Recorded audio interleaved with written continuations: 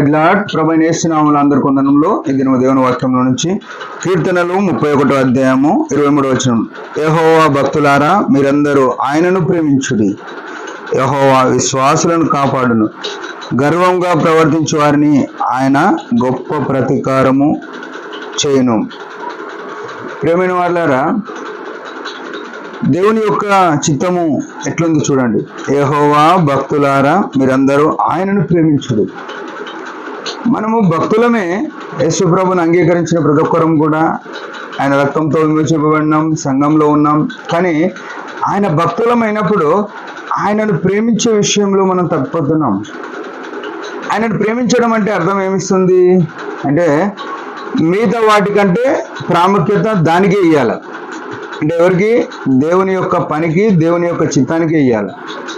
సరే, మనం దేవుని యొక్క చిత్తానికి ఇచ్చే ప్రాధాన్యత ఇస్తున్నామని చెప్పుకునే మనం కూడా ఆయన ప్రజల పట్ల, అంటే సంఘానికి వచ్చే విశ్వాసుల పట్ల మన వైఖరి ఎట్లుంది అని ఆలోచన చేయాలి. ఆయనను ప్రేమిస్తున్నామని చెప్పుకునే మనము మన తోటి సహోదరులను అస్సలు పట్టించుకోకుండా ఉంటే అక్కడ ఆయనను ఎట్లా ప్రేమించినట్టు అవుతాం? నిన్ను వలె నీ పొరుగు అని ప్రేమించు అని ప్రభు చెప్పినాడు. విచారకరమైన విషయం ఏంటంటే, యేసు ప్రభుని అంగీకరించిన సహోదరుడు కష్టంలో ఉంటే, అప్పుల్లో ఉంటే, అక్కర్లో ఉంటే ఏముందంటే ఆయనకి ఏదైతే అక్కరగా ఉందో అది ఈమెను రాసింది, అప్పు ఈవిడని రాసింది.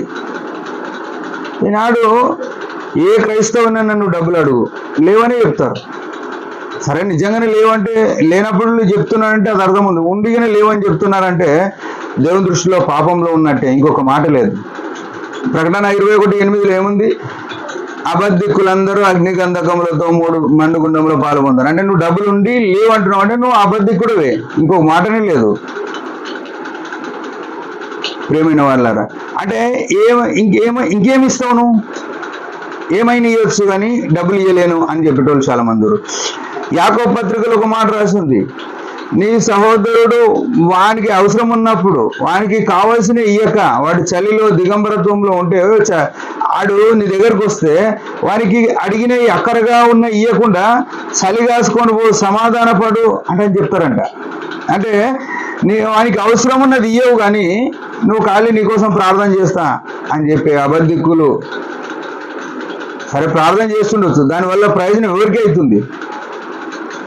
ఏమైనా వాళ్ళు ఇది చాలా దేవుడు ఏమంటున్నాడంటే భక్తులారా అని చెప్తున్నాడు. నువ్వు భక్తుడివే అయితే ఆయనను ప్రేమించాలి. ఆయనను ప్రేమించడం అంటే నిన్ను వలెనిద్దరు, నువ్వు చూడని సహోదరుని ప్రేమించినోడో దేవుని ప్రేమించలేవు అని బైబిల్ చెప్తుంది.